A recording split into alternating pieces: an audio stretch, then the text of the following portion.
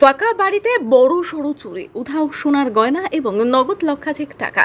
উত্তর চব্বিশ পরগনার হাসনাবাদ থানার অন্তর্গত বিশপুর পূবের পাড়া এলাকায় ফাঁড়ি থেকে প্রায় 10 লক্ষ টাকা সোনার গয়না, নগদ 2 লক্ষ টাকা সহ বেশ কিছু মূল্যবান সামগ্রী চুরি হওয়ায় চাঞ্চল্য ছড়িয়েছে এলাকায়। ঘটনাটি ঘটে অভিজিৎ জানা নামে এক ব্যক্তির বাড়িতে। পেশায় সোনার ব্যবসায়ী অভিজিৎ বাবুর গুজরাটে দোকান থাকায় তিনি দীর্ঘদিন সেখানেই থাকতেন। বাড়িতে ছিলেন মা রেণুকা জানা। তবে গতকাল তিনি মেয়ের বাড়িতে বেড়াতে গিয়েছিলেন। সেই সুযোগে বাড়ি ফাঁকা পেয়ে চুরির ঘটনা ঘটে। আজ সকালে রেণুকা দেবী বাড়ি ফিরে এসে দেখতে পান জানলার কাচ ভাঙা এবং ঘরের ভেতরের আলমারি ভাঙা অবস্থায় পড়ে আছে।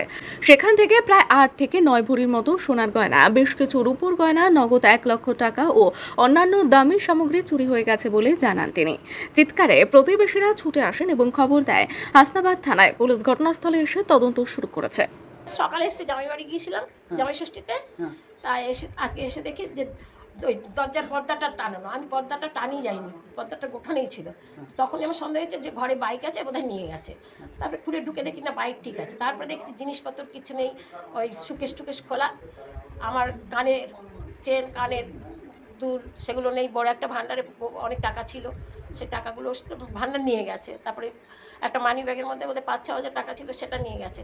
আবার আমার ছোটো ছেলের এখানে এই ঘরে হচ্ছে বৌমার জিনিসপত্র, গলার হার, চেন ছিল, সব কি সোনার? হ্যাঁ সোনার, হাতের বাউটি, তারপরে আংটি, কানের সব নিয়ে চলে গেছে। আর আর হচ্ছে ওই চওড়া যে সীতাহার বলে, সীতাহার একটা ছিল। তারপরে নাতিদের চেন, আংটি, নাতনির দুটো বাচ্চার সব জিনিসপত্র নিয়ে চলে গেছে। এখন ক লাখ টাকার জিনিস তা ঠিক। আপনার নাম? আমার নাম রেণুকা রানী। হঠাৎ করে আজকের 1টা সাড়ে 1টা নাগাদ জানলাম, ওই আমার দিদা হয় আর কি, দিদা কান্নাকাটি করছে। কি এবার জিজ্ঞেস করলাম না যে আমার বাড়িতে এরকম, আমি তো ছিলাম না বাড়ি কয়েকদিন, জামাই ষষ্ঠীতে গেছিলাম জামাই বাড়ি। এসে দেখলাম আমার একটা জানলা খোলা, ভেঙে গ্রিল ভেঙে ওখান থেকে ঢুকে আলমারি টালমারি ভাঙা, সোনার জিনিসপত্র অনেক নিয়ে গেছে, আর প্লাস ক্যাশ টাকা নিয়ে গেছে অনেক, আর পিতল কাঁসা যা ছিল মোটামুটি সমস্ত শেষ করে নিয়ে চলে গেছে একদম ঝাঁটিয়ে। উনি এসে কান্নাকাটি করছে, সবাইকে জানাচ্ছে। আমরা ওই এসে যার জন্য দেখতে এলাম, এসে ওই দেখছি আর বোঝাচ্ছি আর কি বলবো। এই মতো অবস্থায় পরিস্থিতি এরকম ঘটনা তো এর আগে আমাদের এখানে হয়নি। আর এই বাড়িতে লোকজন কেউ থাকে না, ছেলেরা থাকে বাইরে আনন্দাবাদে। ওখানটায় সোনার দোকান আছে, দুটো ছেলে ভালো ব্যবসায়ী, ওখানটায় ব্যবসা করে, বছরে একবার আসে।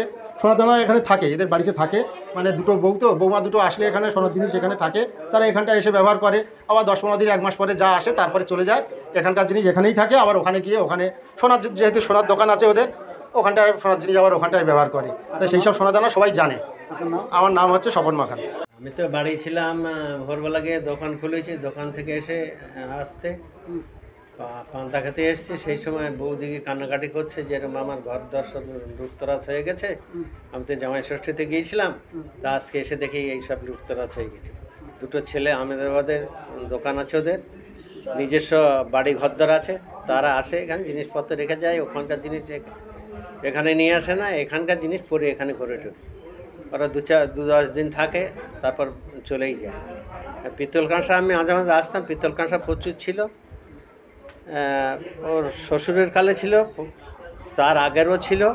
মালেরা একটাও নষ্ট করেনি, সেই সব মাল সব গ্রিল ভেঙে নিয়ে গেছে দেখছি। সোনাদানা বলছি, সোনাদানা ছিল অনেক, সেটা তো আনুমানিক বলা যাবে না। ছেলেদের জিনিস, ছোট ছেলের ঘরটাই নিয়ে গেছে, যে ঘরটা মাল ছিল। তার 8-10 ভরি তো অবশ্যই হবে। আর টাকা ওরা বলছে 1 লাখের বেশি টাকা ছিল। টাকা ওরা যা পাঠায় ছেলে পেলে, বৌদি 1 টাকাও খরচ, নুন জল ঢেলে ভাত খায়, তো টাকা খরচ।